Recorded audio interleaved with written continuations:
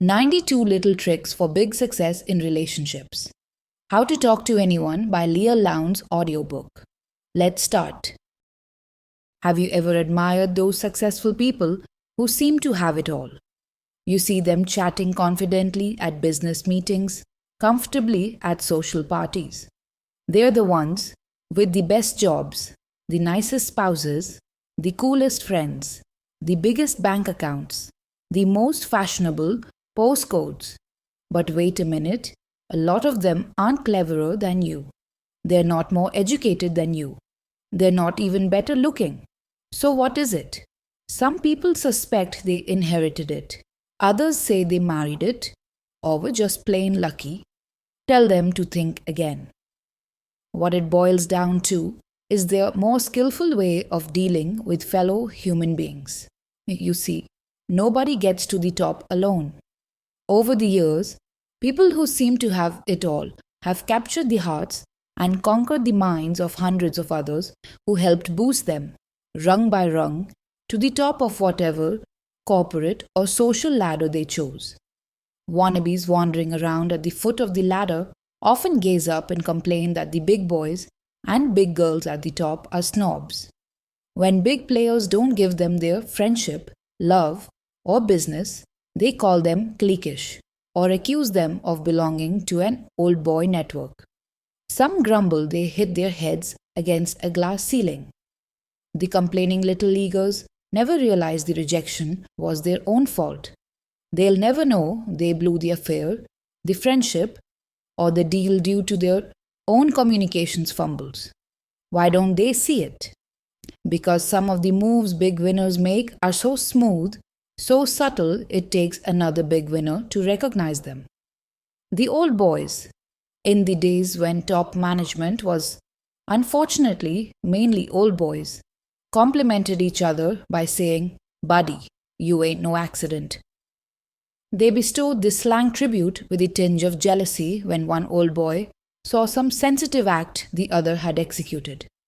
Indeed, today the old and not so old, boys and girls, who run our country, our corporations, and our arts ain't no accident. Each has a bag of tricks, a magic, a Midas touch that turns everything they do into success. What's in their bag of tricks? You'll find a lot of things. There's a substance that solidifies friendships, a wizardry that wins minds, and a magic that makes people fall in love with them. There's also a quality that makes bosses hire and then promote, a characteristic that keeps clients coming back, and an asset that makes customers buy from them and not the competition. We all have a few of those tricks in our bags, some more than others. Those with a whole lot of them are big winners in life. How to Talk to Anyone gives you 92 of these little tricks used by big winners, so you too can play the game to perfection and get whatever you want in life. How the techniques were developed. Many years ago, a drama teacher, exasperated at my bad acting in a college play, shouted, "No, no, your body is belying your words. Every tiny movement, every body position," he howled, "divulges your private thoughts. Your face can make 7,000 different expressions, and each exposes precisely who you are and what you are thinking at any particular moment." Then he said something I'll never forget. "And your body. The way you move is your autobiography in motion." How right he was. On the stage of real life, every physical move you make subliminally tells everyone in eyeshot the story of your life. Dogs hear sounds our ears can't detect. Bats see shapes in the darkness that elude our eyes. And people make moves that are beneath human consciousness but have tremendous power to attract or repel. Every smile, every frown, every syllable you utter, every arbitrary choice of word that passes between your lips can draw others toward you or make them want to run away. Men, did your gut feeling ever tell you to jump ship on a deal? Women, did your women's intuition make you accept or reject an offer? On a conscious level, We may not be aware of what the hunch is, but like the ear of the dog or the eye of the bat, the elements that make up subliminal sentiments are very real.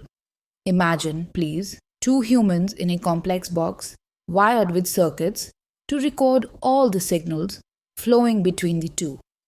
As many as 10,000 units of information flow per second. Probably the lifetime efforts of roughly half the adult population of the United States would be required to sort the units in 1 hour's interaction between two subjects, a University of Pennsylvania Communications Authority estimates. 1. With the zillions of subtle actions and reactions zapping back and forth between two human beings, can we come up with concrete techniques to make our every communication clear, confident, credible, and charismatic? Determined to find the answer, I read practically every book written on communication skills, charisma, and chemistry between people. I explored hundreds of studies conducted around the world on what qualities made up leadership and credibility. Intrepid social scientists left no stone unturned in their quest to find the formula. For example, optimistic Chinese researchers, hoping charisma might be in the diet, went so far as to compare the relationship of personality type to the catecholamine level in subjects' urine. 2. Needless to say, their thesis was soon shelved. Most of the studies simply confirmed Dale Carnegie's 1936 classic, How to Win Friends and Influence People. 3. His wisdom for the ages said success lay in smiling, showing interest in other people, and making them feel good about themselves. That's no surprise, I thought. It's as true today as it was over 60 years ago. So if Dale Carnegie and hundreds of others since offer the same astute advice, why do any of us lack the right stuff to win friends and influence people? Suppose a sage told you, when in China, speak Chinese, but gave you no language lessons. Dale Carnegie and many communications experts are like that sage. They tell us what to do, but not how to do it. In today's sophisticated world, it's not enough to say smile or give sincere compliments. Cynical business people today see more subtleties in your smile, more complexities in your compliment. Accomplished or attractive people are surrounded by smiling sycophants, feigning interest and fawning all over them. Prospects are tired of salespeople who say, "This suit looks great on you," when their fingers are caressing cash register keys. Women are wary of suitors who say, "You are beautiful." When the bedroom door is in view, the world is a very different place than it was in 1936, and we need a new formula for success. To find it, I observed the superstars of today. I explored techniques used by top salespeople to close the sale, speakers to convince, clergy to convert, performers to engross, sex symbols to seduce, and athletes to win.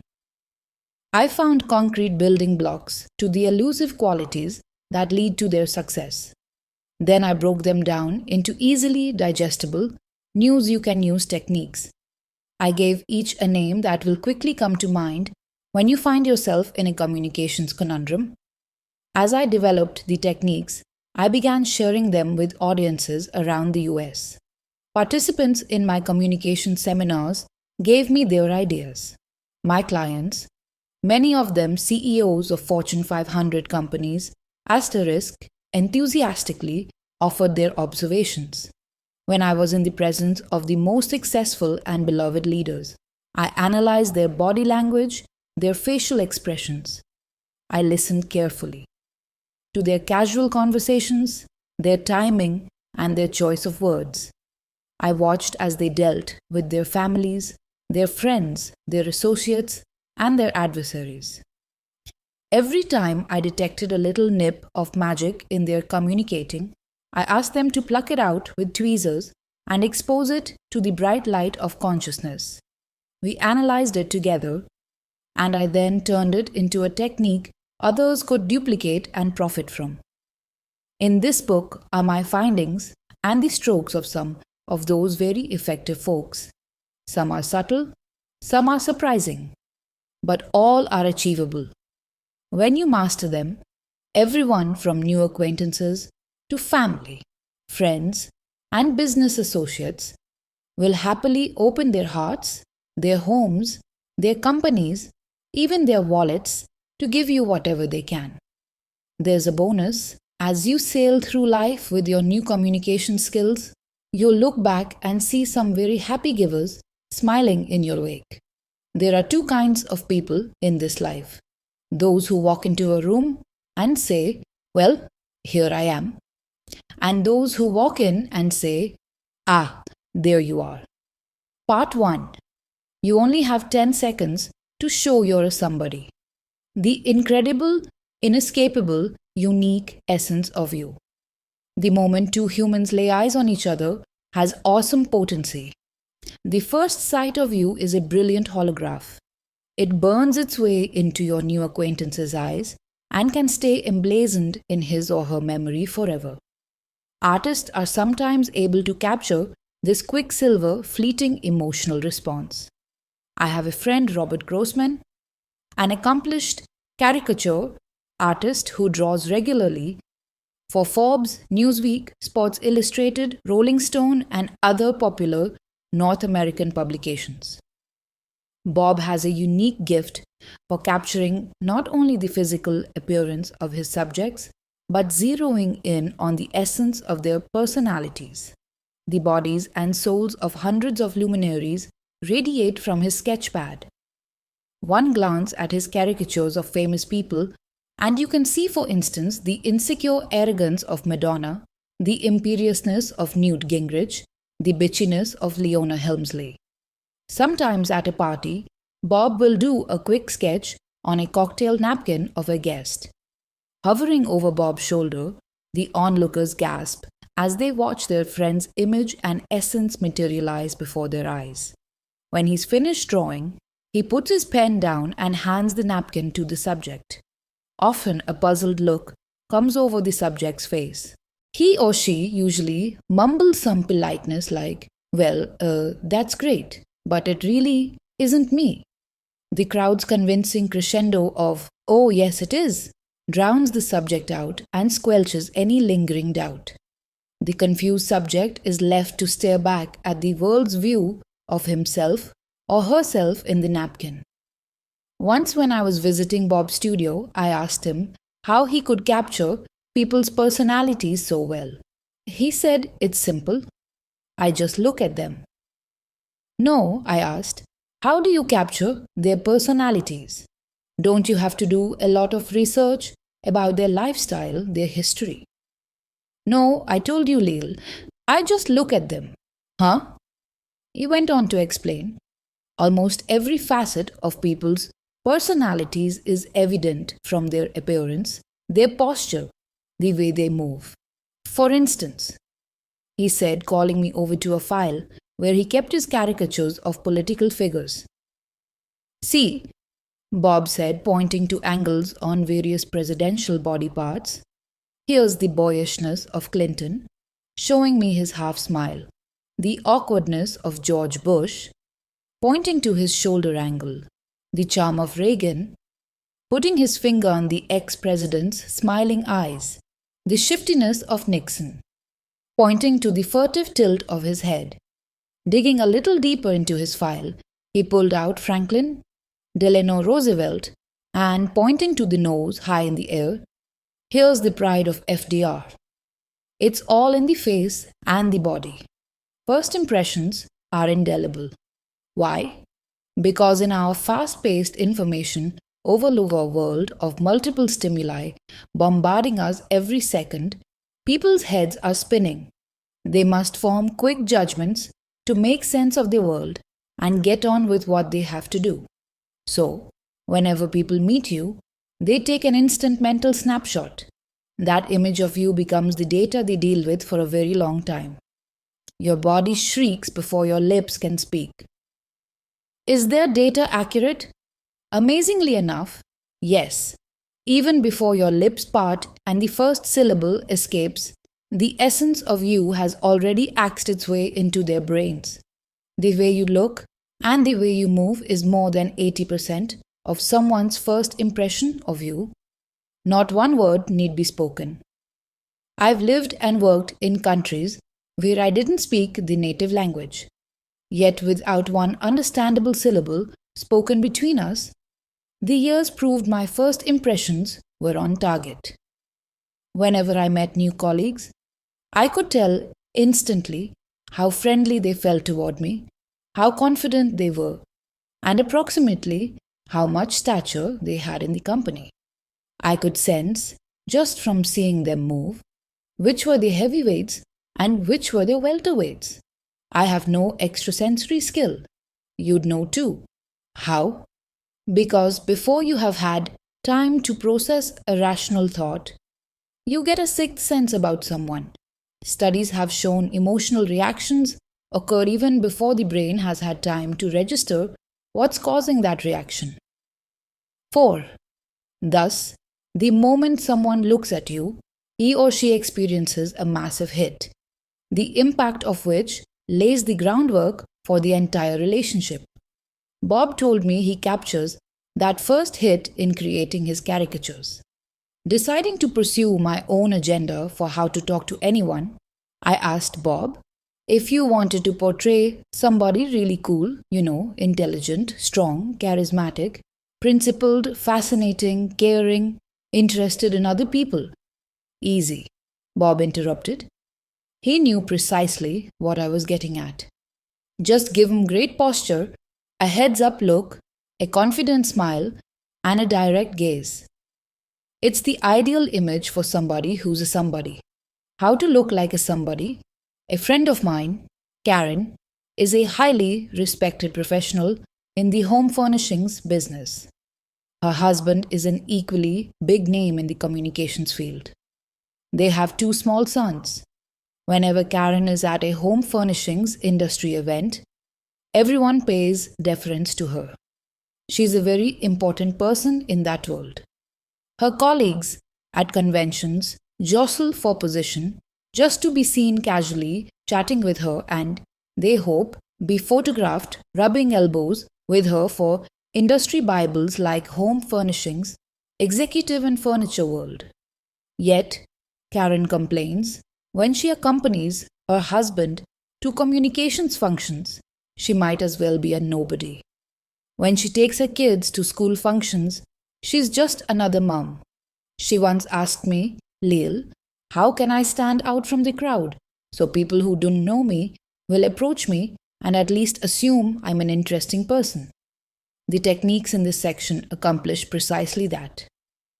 When you use the next 9 techniques, you will come across as a special person to everyone you meet.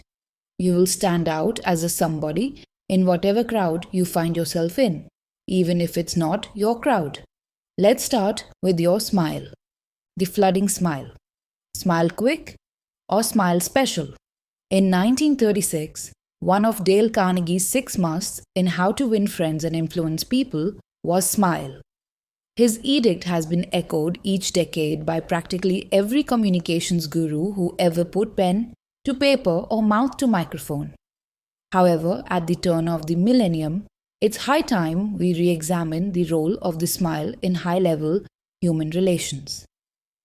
When you dig deeper into Dale's dictum, you'll find a 1936 quick smile doesn't always work, especially nowadays.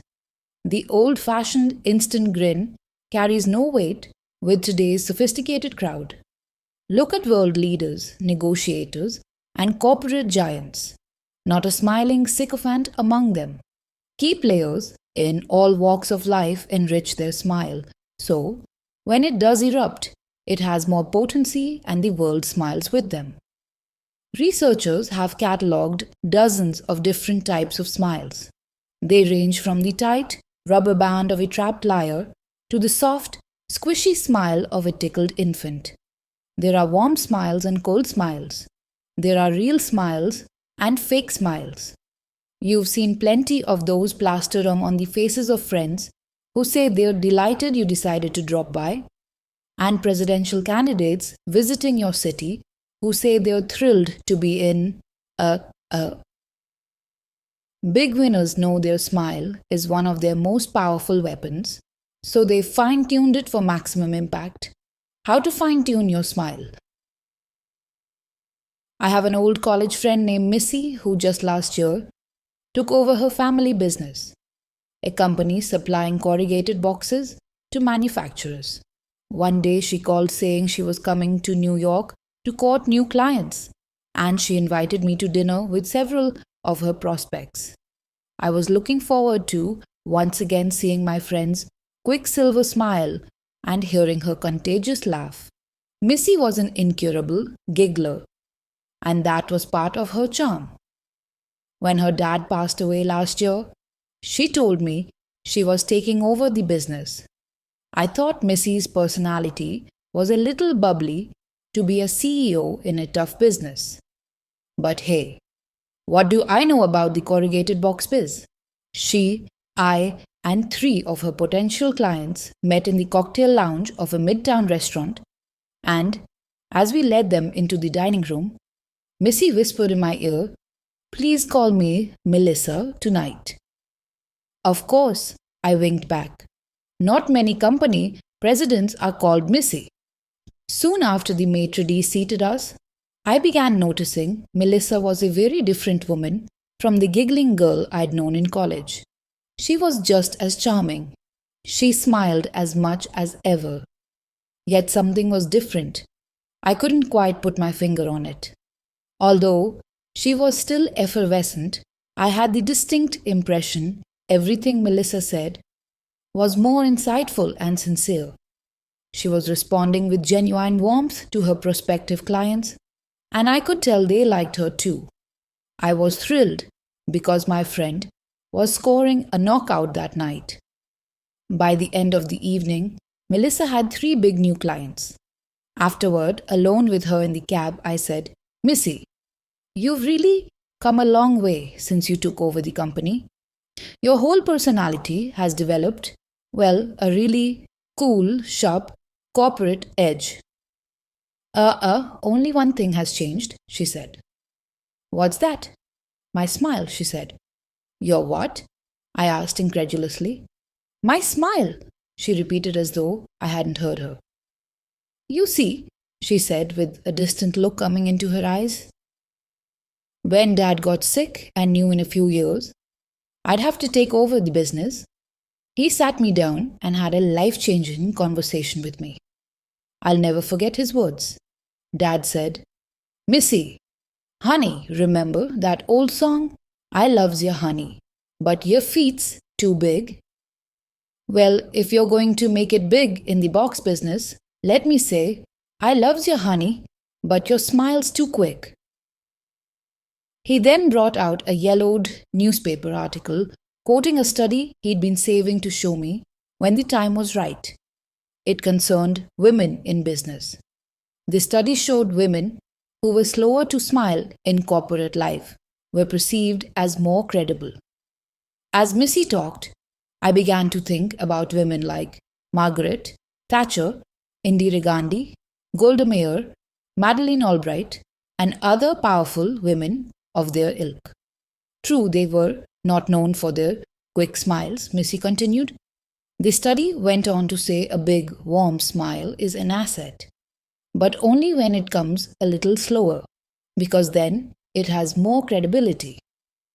From that moment on, Missy explained, she gave clients and business associates her big smile. However, she trained her lips to erupt more slowly. Thus, her smile appeared more sincere and personalized for the recipient. That was it. Missy's slower smile gave her personality a richer, deeper, more sincere cachet. Though the delay was less than a second, the recipients of her beautiful, big smile felt it was special. And just for them, I decided to do more research on this smile. When you're in the market for shoes, you begin to look at everyone's feet.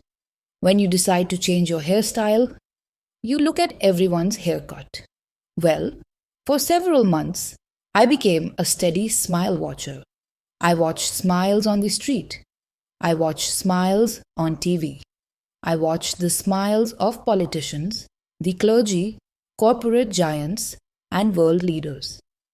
My findings, amidst the sea of flashing teeth and parting lips, I discovered the people perceived to have the most credibility and integrity were just ever so slower to smile. Then, when they did, their smiles seemed to seep into every crevice of their faces and envelop them like a slow flood. Thus, I call the following technique the flooding smile. Technique 1. The flooding smile. Don't flash an immediate smile when you greet someone, as though anyone who walked into your line of sight would be the beneficiary. Instead, look at the other person's face for a second. Pause.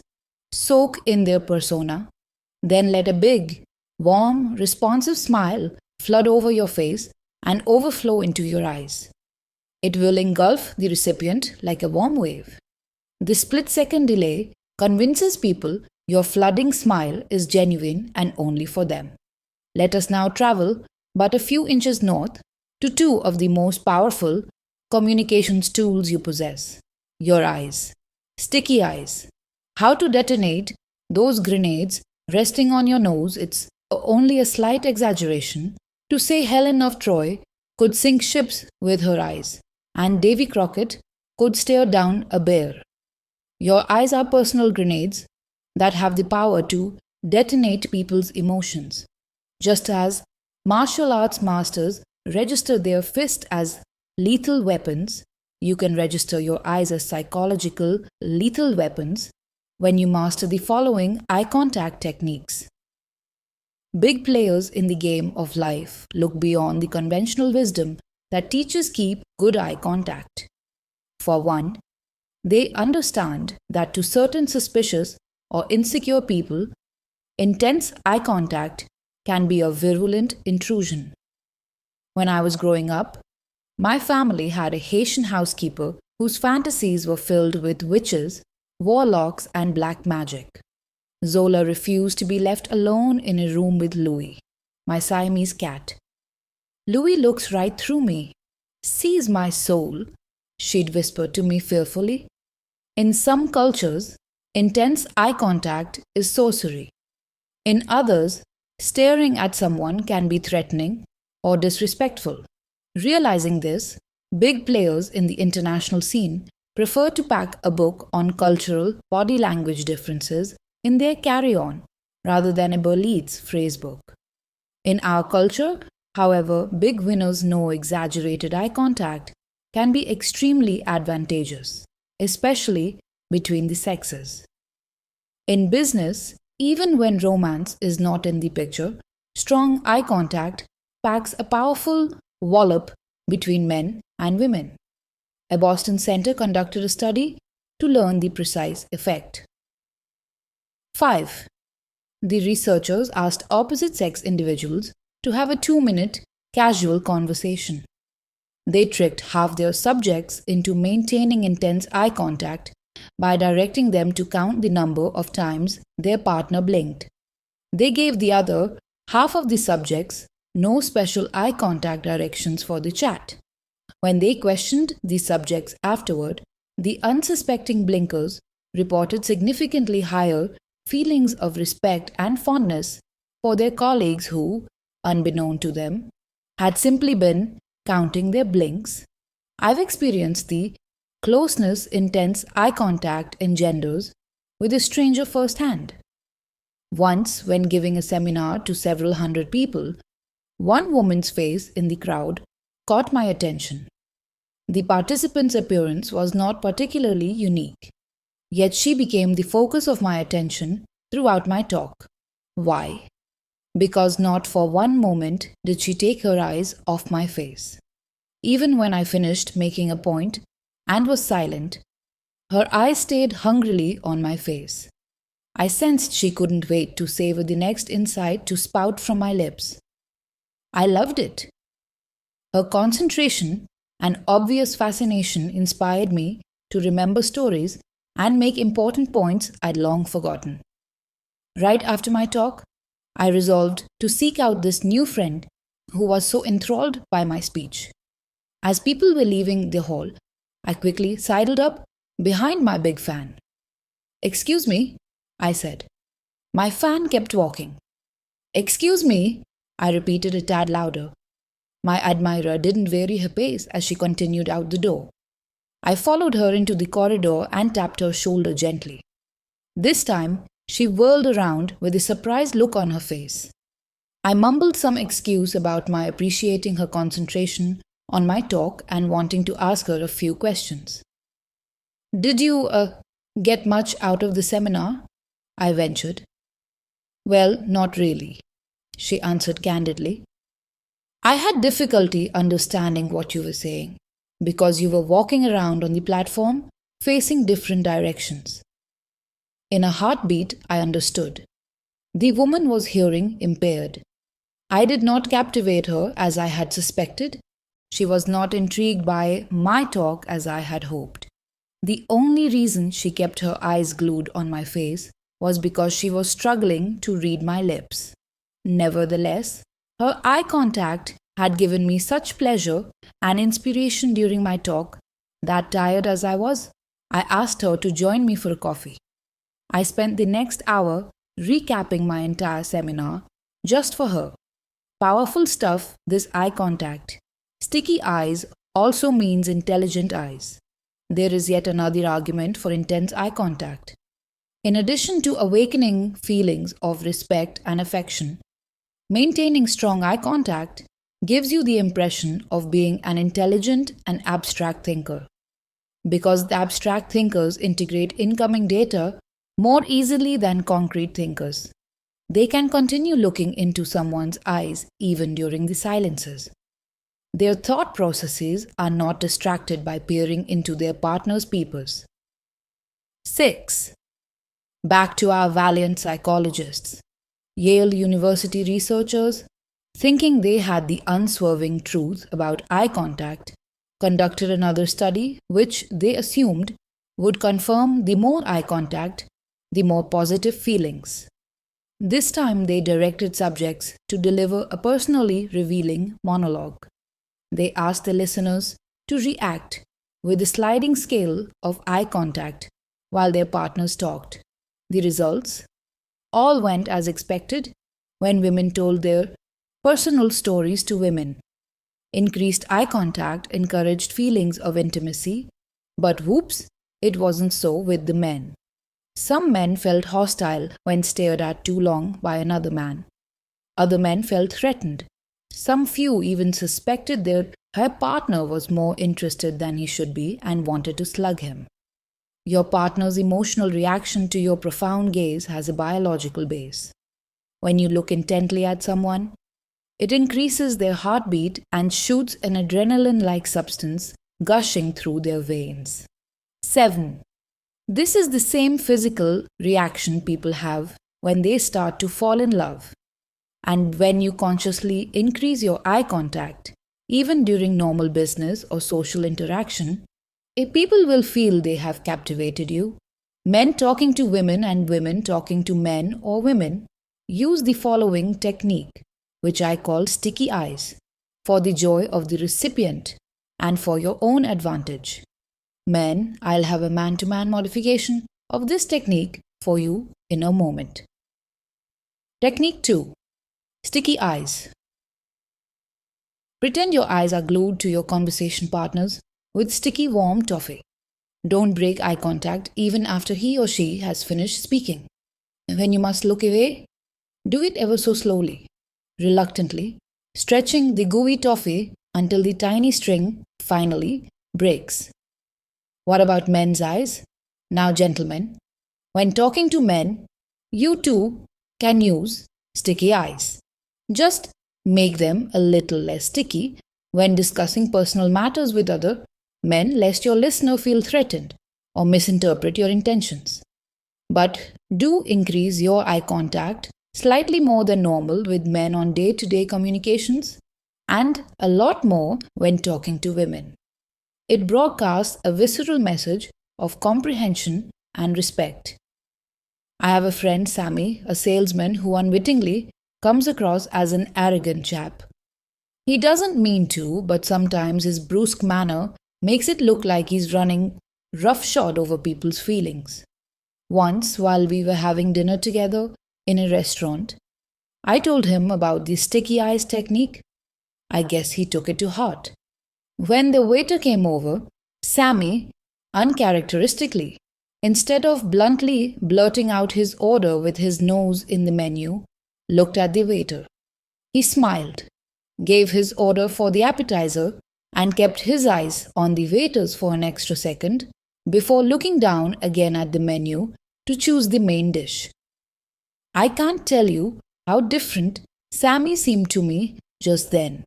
He came across as a sensitive and caring man, and all it took was 2 extra seconds of eye contact.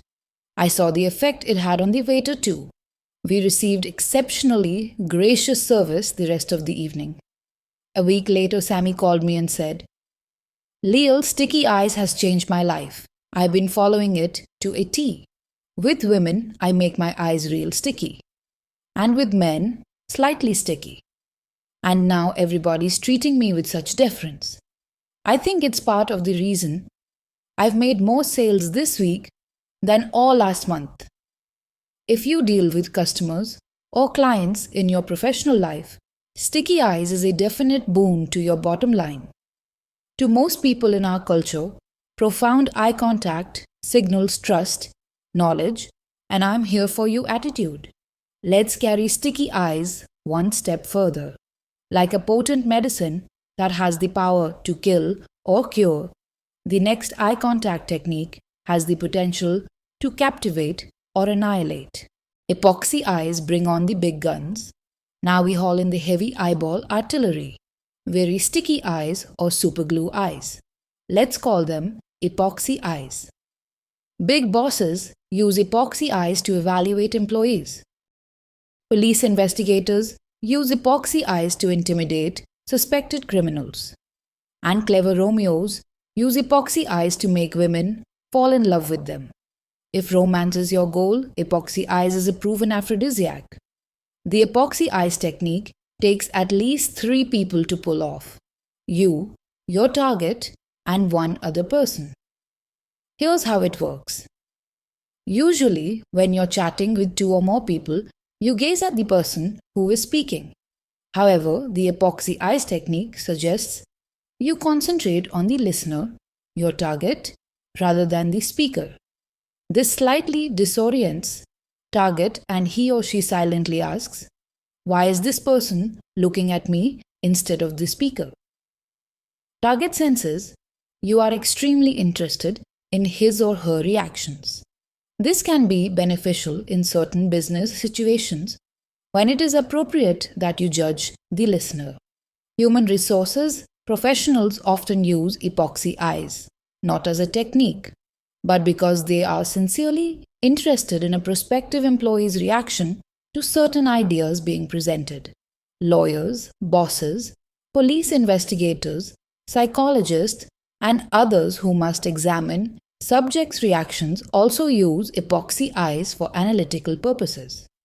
When you use epoxy eyes, it sends out signals of interest, blended with complete confidence in yourself. But because epoxy eyes puts you in a position of evaluating or judging someone else, you must be careful. Don't overdo it, or you could come across as arrogant and brazen. Technique 3. Epoxy eyes. This brazen technique packs a powerful punch. Watch your target person even when someone else is talking. No matter who is speaking, keep looking at the man or woman you want to impact. Sometimes, using full epoxy eyes is too potent. So here is a gentler, yet effective form. Watch the speaker, but let your glance bounce to your target each time the speaker finishes a point. This way, Mr. or Miss Target still feels you are intrigued by his or her reactions, yet there is relief from the intensity. When love is on your mind, if romance is on the horizon, epoxy eyes transmits yet another message. It says, I can't take my eyes off you, or I only have eyes for you. Anthropologists have dubbed eyes the initial organ of romance because studies show intense eye contact plays havoc with our heartbeat. 8. It also releases a drug like substance into our nervous system called phenylethylamine. Since this is the hormone detected in the human body during erotic excitement, intense eye contact can be a turn on. Men, epoxy, eyes is extremely effective on women if they find you attractive. The lady interprets a nervous reaction to your untoward gaze as budding infatuation. If she does not like you, however, your epoxy eyes are downright obnoxious. Never use epoxy eyes on strangers in public settings, or you could get arrested. Do you remember the lyrics to the old Shirley Bassey song? The minute you walked in the joint, I could see you were a man of distinction, a real big spender, good looking, so refined. Say, wouldn't you like to know what's going on in my mind? The goal of this first section is not to make you look like a real big spender. Rather, it is to give you the cachet of a real big somebody the moment people lay eyes on you. To that end, we now explore the most important technique to make you look like a very important person. Hang by your teeth. The minute you walked in the joint, I knew you were a real big winner. When the doctor smacks your knee with that nasty little hammer, your foot jerks forward. Thus, the phrase knee-jerk reaction. Your body has another instinctive reaction. When a big jolt of happiness hits your heart and you feel like a winner, your head jerks up automatically and you throw your shoulders back. A smile frames your lips and softens your eyes. This is the look winners have constantly. They stand with assurance. They move with confidence. They smile softly with pride. No doubt about it. Good posture symbolizes you are a man or woman who is used to being on top. Obviously, millions of mothers sticking their knuckles between their kids' shoulder blades and trillions of teachers telling students, stand up straight, hasn't done the trick. We are a nation of slouchers. We need a technique more stern than teachers, more persuasive than parents to make us stand like a somebody. In one profession, perfect posture, perfect equilibrium, perfect balance is not only desirable, it's a matter of life and death. One false move, one slump of the shoulders, one hangdog look can mean curtains for the high wire acrobat. I'll never forget the first time Mama took me to the circus. When 7 men and women raced into the center ring, the crowd rose as though they were all joined at the hips. They cheered with one thunderous voice. Mama pressed her lips against my ear and reverently whispered these were the great Walendas, the only troupe in the world, to perform the 7-person pyramid without a net. In an instant, the crowd became hushed. Not a cough or a coke slurp was heard in the big top as Karl and Hermann Walenda shouted cues in German to their trusting relatives. The family meticulously and majestically ascended into the position of a human pyramid. They then balanced precariously on a thin wire hundreds of feet above the hard dirt with no net between them and sudden death. The vision was unforgettable. To me, equally unforgettable was the beauty and grace of the 7 Walendas racing into the center of the big top to take their bows.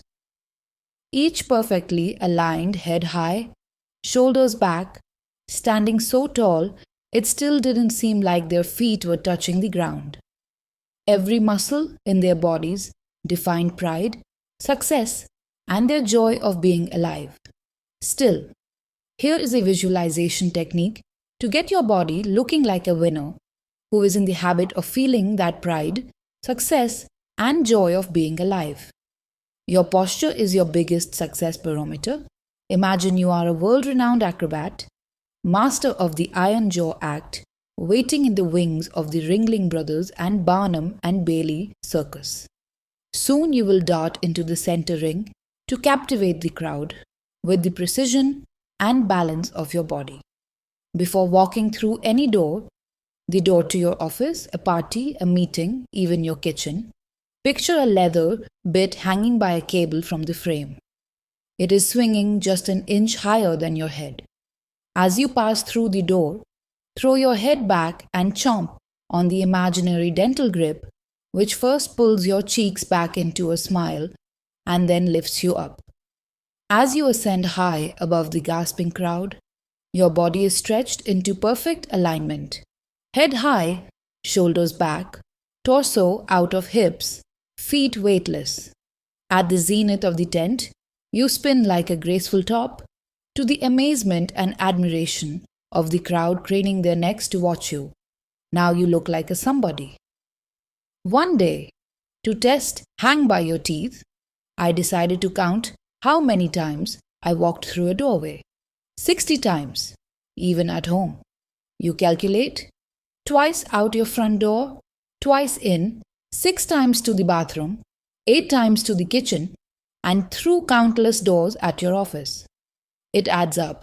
Visualize anything 60 times a day, and it becomes a habit.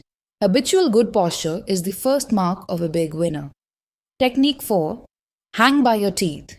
Visualize a circus iron jaw bit hanging from the frame of every door you walk through.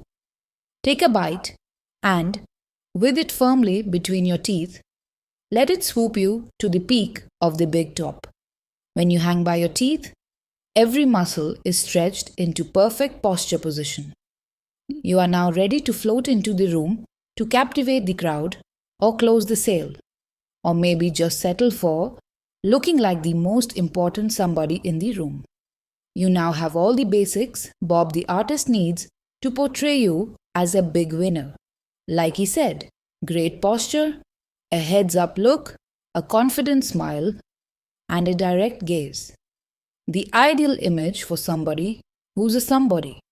Now let's put the whole act into motion. It's time to turn your attention outward to your conversation partner. Use the next 2 techniques to make him or her feel like a million. The big baby pivot. Well, how do you like me so far? Remember the old joke? The comic comes on stage and the first words out of his mouth are, "Well, how do you like me so far?" The audience always cracks up. Why?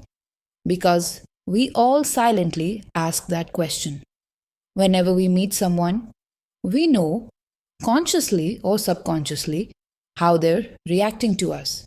Do they look at us? Do they smile? Do they lean toward us?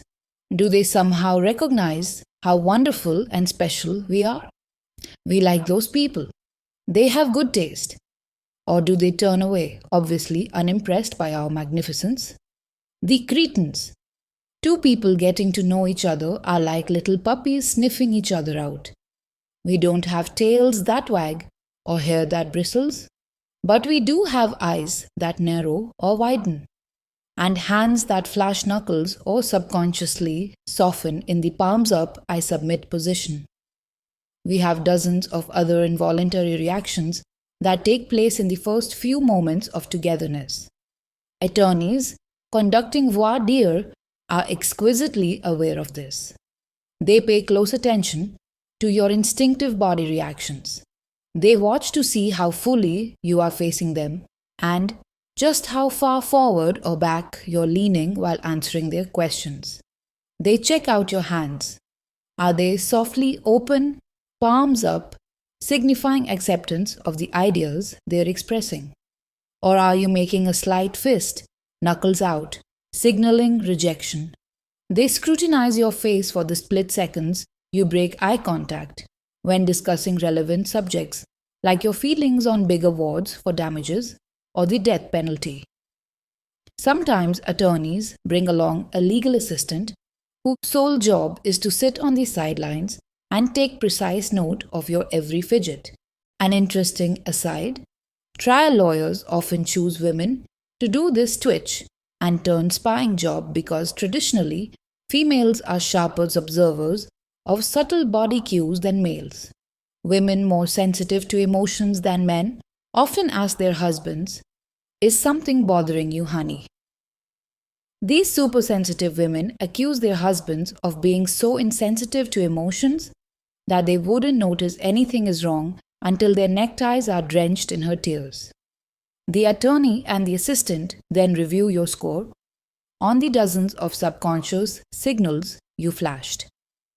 Depending on their tally, you could find yourself on jury duty or twiddling your thumbs back in the juror's waiting room. Trial lawyers are so conscious of body language that in the 1960s, during the famous trial of the Chicago 7, defense attorney William Kunstler actually made a legal objection to Judge Julius Hoffman's posture. During the summation by the prosecution, Judge Hoffman leaned forward, which accused Kunstler sent a message to the jury of attention and interest. During his defense summation, complained Kunstler, Judge Hoffman leaned back, sending the jury a subliminal message of disinterest. You're on trial and you only have 10 seconds. Like lawyers, deciding whether they want you on their case, everybody you meet makes a subconscious judgment on whether they want you in their lives. They base their verdict greatly on the same signals, your body language answer to their unspoken question, "Well, how do you like me so far?" The first few moments of your reactions set the stage upon which the entire relationship will be played out. If you ever want anything from the new acquaintance, your unspoken answer to their unspoken question, "How do you like me so far?" must be, "Wow, I really like you." When a little 4-year-old feels bashful, he slumps, puts his arms up in front of his chest, steps back, and hides behind mummy's skirt. However, when little Johnny sees daddy come home, he runs up to him, he smiles, his eyes get wide, and he opens his arms for a hug. A loving child's body is like a tiny flower bud unfolding to the sunshine. 20, 30, 40, 50 years of life on earth make little difference. When 40-year-old Johnny is feeling timid, he slumps and folds his arms in front of his chest. When he wants to reject a salesman or business colleague, he turns away and closes him off with a myriad of body signals. However, when welcoming his loved one home after an absence, Big Johnny opens his body to her like a giant daffodil, spreading its petals to the sun after a rainstorm. Respond to the hidden infant. Once I was at a corporate, star-studded party with an attractive, recently divorced friend of mine. Carla had been a copywriter with one of the leading advertising agencies, which, like so many companies then, had downsized. My girlfriend was both out of work and out of a relationship. At this particular party, the pickings for Carla were good, both personally and professionally.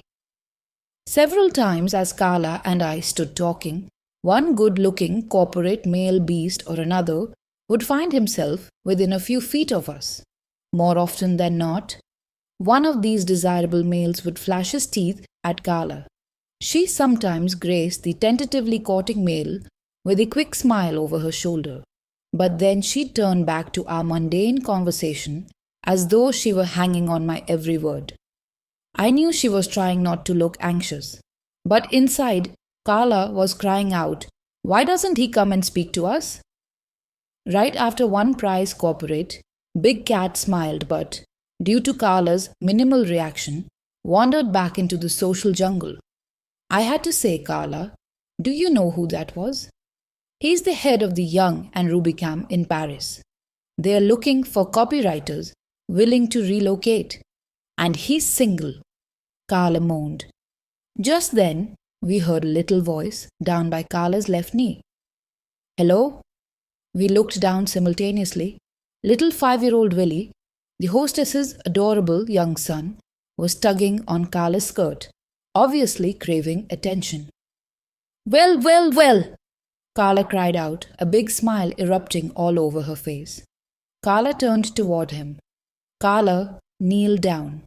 Carla touched little Willie's elbow, and Carla crooned, "Well, hello there, Willie. How are you enjoying Mummy's nice party?" Little Willie beamed. When little Willie finally trundled off to tug on the garments of the next group of potential attention givers, Carla and I returned to our grown up conversing. During our chat, corporate beasts continued to stalk Carla with their eyes, and Carla continued casting half smiles at them. She was obviously disappointed none of them were making a further approach. I had to bite my tongue. Finally, when I felt it was going to bleed from the pressure of my teeth, I said, Carla, have you been noticing that 4 or 5 men have come over and smiled at you? Yes, Carla whispered, her eyes darting nervously around the room lest anyone overhear us. And you've been giving them little half smiles, I continued. Yes, she murmured, now confused at my question. Remember when little Willie came up and tugged on your skirt? Do you recall how you smiled that beautiful big smile of yours, turned toward him, and welcomed him into our grown-up conversation? Yes, she answered haltingly. Well, I have a request, Carla. The next man who smiles at you, I want you to give him that same big smile you gave Willie. I want you to turn toward him just like you did then. Maybe even reach out and touch his arm like you did Willie's, and then welcome him into our conversation. Oh, Leil, I couldn't do that. Carla, do it! Sure enough, within a few minutes, another attractive man wandered our way and smiled. Carla played her role to perfection. She flashed her beautiful teeth, turned fully toward him, and said, Hello, come join us. He wasted no time accepting Carla's invitation. After a few moments, I excused myself. Neither noticed my departure because they were in animated conversation. The last glimpse I had of my friend at the party was her floating out the door on the arm of her new friend. Just then, the technique I call the big baby pivot was born. It is a skill that will help you win whatever your heart desires from whatever type of beasts you encounter in the social or corporate jungle. Technique 5. The big baby pivot. Give everyone you meet the big baby pivot. The instant the two of you are introduced, reward your new acquaintance. Give the warm smile, the total body turn, and the undivided attention you would give a tiny tyke who crawled up to your feet, turned a precious face up to yours, and beamed a big toothless grin. Pivoting 100% toward new person shouts, I think you are very, very special. Remember, deep inside everyone is a big baby rattling the crib, wailing out for recognition of how very special he or she is. The next technique reinforces their suspicion that they are indeed the center of the universe. Hello, old friend. The secret to making people like you, a very wise man with the funny name of Zig9, once told me, people don't care how much you know until they know how much you care about them. Zig Ziglar is right. The secret to making people like you is showing how much you like them. Your body is a 24-hour broadcasting station, revealing to anyone within eyeshot precisely how you feel at any given moment. Even if your hang-by-your-teeth posture is gaining their respect, your flooding smile and big baby pivot are making them feel special. And your sticky eyes are capturing their hearts and minds. The rest of your body can reveal any incongruence. Every inch, from the crinkle of your forehead to the position of your feet, must give a command performance if you want to effectively present an I care about you attitude. Unfortunately, when meeting someone, our brains are in overdrive. Remember Shakespeare's Julius Caesar. He said of Cassius, he has a lean and hungry look. He thinks too much. Such men are dangerous. So it is with our brains when conversing with a new acquaintance. Our brains become lean. Some of us are fighting off shyness. Others are frantically sizing up the situation. And hungry. We are deciding what, if anything, we want from this potential relationship. So we think too much instead of responding with candid, unself-conscious friendliness. Such actions are dangerous to impending friendship, love, or commerce. When our bodies are shooting off 10,000 bullets of stimuli every second, a few shots are apt to misfire and reveal shyness or hidden hostility. We need a technique to assure every shot aims right at the heart of our subject. We need to trick our bodies into reacting perfectly. To find it, let's explore the only time we don't need to worry about any shyness or negativity slipping out through our body language. It's when we feel none. That happens when we're chatting with close friends. When we see someone we love or feel completely comfortable with, we respond warmly from head to toe without a thought. Our lips part happily. We step closer, our arms reach out, our eyes become soft and wide.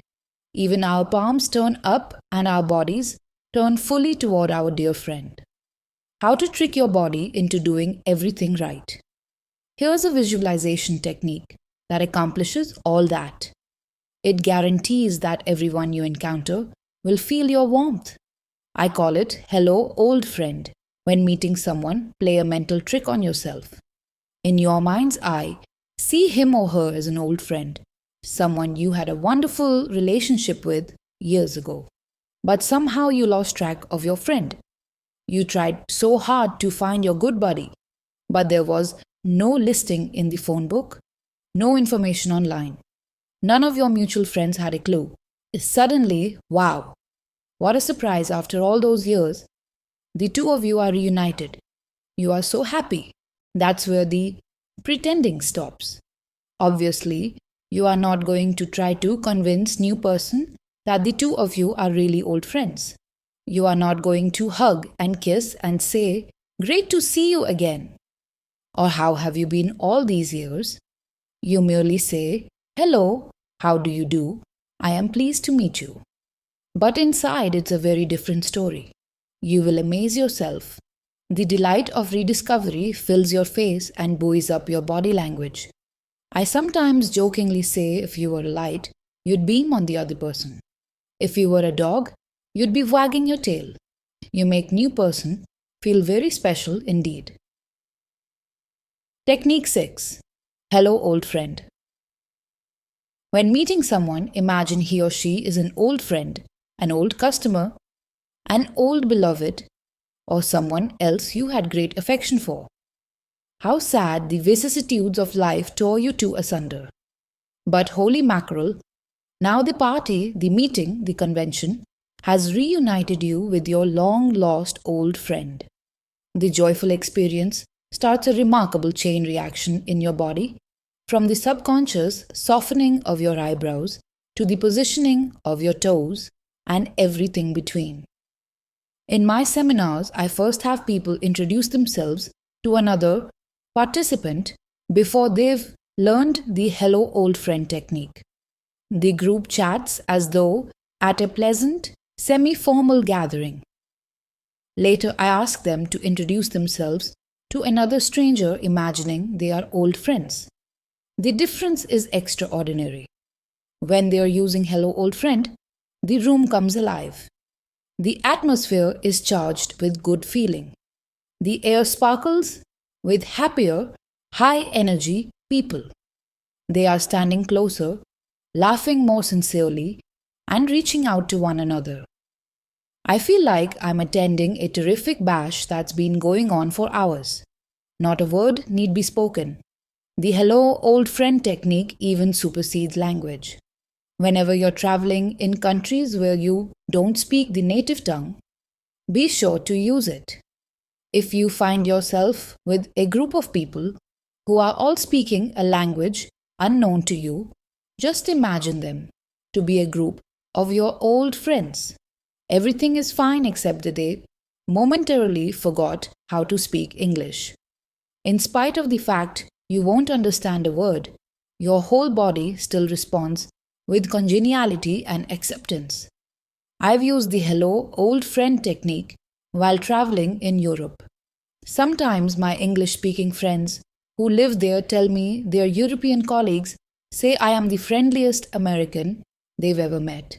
Yet, we'd never spoken a word between us. A self fulfilling prophecy. An added benefit to the hello old friend technique is it becomes a self fulfilling prophecy. When you act as though you like someone, you start to really like them. An Adelphi University study called appropriately Believing Another Likes or Dislikes You Behaviors Making the Beliefs Come True proved it. 10 researchers told volunteers to treat unsuspecting subjects as though they liked them. When surveyed later, the results showed the volunteers wound up genuinely liking the subjects. The unsuspecting subjects were also surveyed. These respondents expressed much higher respect and affection for the volunteers who pretended they liked them. What it boils down to is love begets love, like begets like, respect begets respect. Use the hello old friend technique and you will soon have many new old friends who wind up genuinely liking you. You now have all the basics to come across to everyone you meet as a somebody, a friendly somebody. But your job isn't over yet. In addition to being liked, you want to appear credible, intelligent, and sure of yourself. Each of the next 3 techniques accomplishes one of those goals.